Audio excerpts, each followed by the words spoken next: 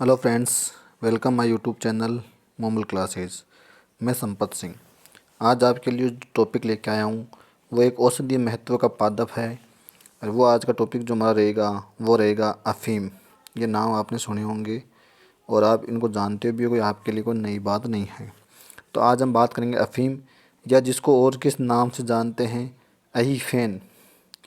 अफ़ीम को अहीफेन भी कहते हैं और इसको अमल भी कहते हैं, अमल कहते हैं इसको।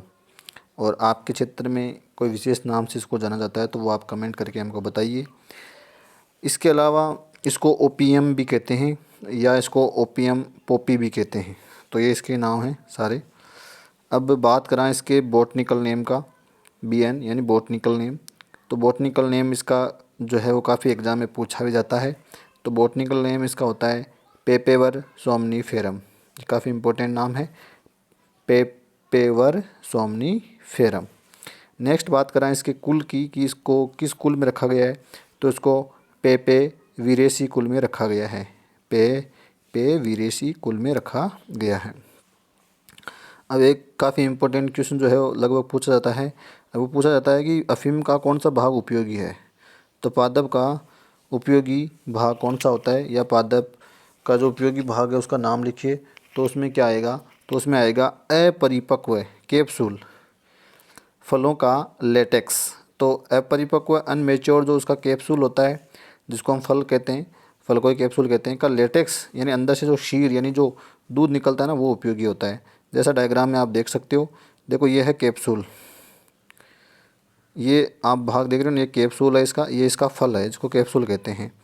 तो यहाँ जो ये ब्राउन रंग का आपको जो लेटेक्स शीर जो दिख रहा है, दूध दिख रहा है, ये इसका उपयोगी भाग होता है। इसी को यहाँ से खुरच कर अलग कर लिया जाता है और इसी से ही अम्ल बनाई जाती है। नेक्स्ट बीज, जो बीज होते हैं उनको पोस्त दाना या खसखस भी कहते हैं। इसकी उत्पत्ति की बात करें कि भाई अफ़ीम की जो उत्पत्ति है वो कहाँ हुई होगी, तो उत्पत्ति इसकी एशिया माइनर में मानी जाती है। एशिया माइनर का ये मूल पौधा है। भारत में इसकी जो कृषि है वो शीत ऋतु में की जाती है, यानी ये रबी की फसल के रूप में बोया जाता है।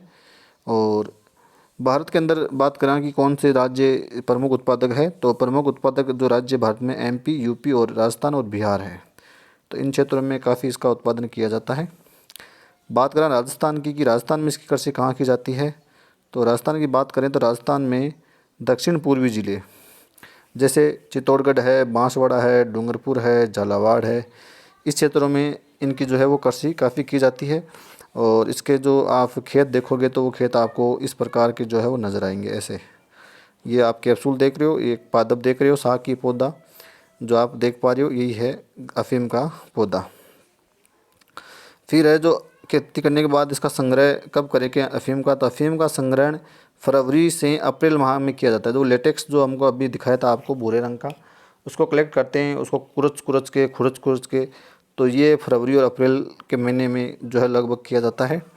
और अफ़ीम की कृषि पर सरकार का नियंत्रण होता है, यानी ऐसे हर कोई इसकी कृषि नहीं कर सकता। इसके लिए आपको विशेष लाइसेंस की ज़रूरत पड़ेगी और तब भी आप इसको कर पाओगे।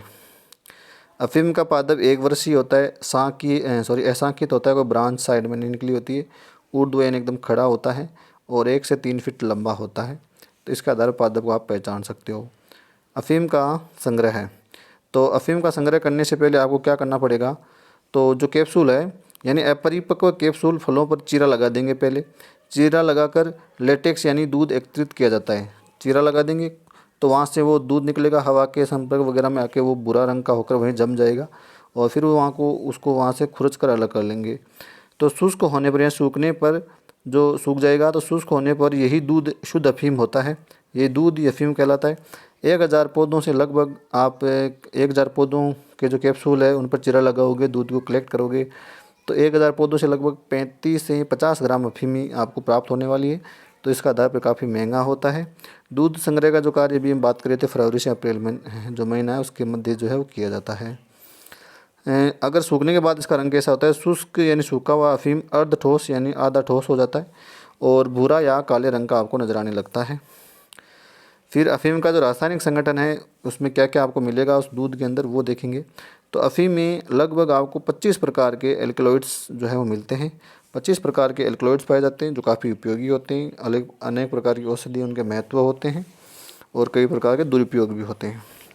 इसके अतिरिक्त गोंद भी इससे प्राप्त होता है, रेजिन भी प्राप्त होता है और मैकोनिक अम्ल भी इसी से प्राप्त होता है। तो अफीम में मैकोनिक एसिड पाया जाता है। अब कौन कौन से प्रमुख एल्कलॉइड्स है उनकी बात करा तो प्रमुख एल्कलॉइड में मॉर्फिन आता है, काफ़ी पॉपुलर है। कोडीन काफ़ी पॉपुलर है। थीबेन है। नारकोटिन काफ़ी पॉपुलर है। पेपावेरिन है और ओपियानिन है। तो ये कुछ प्रमुख एल्कलॉइड्स है, मॉर्फिन, कोडीन, थीबेन, नारकोटिन, पेपावेरिन और ओपियानिन। अब बात करें औषधीय उपयोग की। औषधीय उपयोग या महत्व इसके क्या है, तो उनकी बात करें तो अफीम के जो एल्कलॉइड है, इसके एल्कलॉइड्स मनुष्य में प्रमस्तिष्क जो होता है उसकी प्रमस्तिष्क मेरुतंत्रिका तंत्र को ये प्रभावित करता है। दुरुपयोग के रूप में अफीम से एक नशीला पदार्थ बनाया जाता है जिसको हम क्या कहते हैं, हेरोइन। तो जो हेरोइन है हेरोइन वो किससे प्राप्त होती है, अफीम से ही प्राप्त होती है, यानी वो अफीम का ही एक बाई प्रोडक्ट है। इसके अलावा इसके कुछ और हम विशेष महत्व देखें तो पहला है मॉर्फिन एक तीव्र दर्द निवारक है, यानी कोई पेन है तो एक तरह का पेन किलर के रूप में इसका यूज़ होता है और ये दर्द को तुरंत मतलब हटा देता है। अतः शारीरिक कोई दर्द है, कहीं भी ऐंठन है तो इसके उपचार में मॉर्फिन यूज़ होता है। ये इसका मेडिकल जो है यूजेज है। कोडीन से खांसी का उपचार किया जाता है। कोडीन वो खांसी में यूज़ होता है।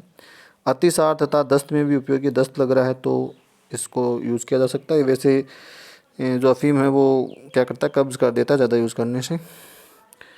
ये नींद लाने वाला होता है और स्वापक यानी नारकोटिक होता है और सम्मोहक यानी हिप्नोटिक होता है। तो ये था आज का हमारा वीडियो। वीडियो अच्छा लगा है तो हमारा चैनल मोमल क्लासेस को सब्सक्राइब कर लीजिए, वीडियो को लाइक कीजिए, कमेंट्स कीजिए, शेयर कीजिए। धन्यवाद।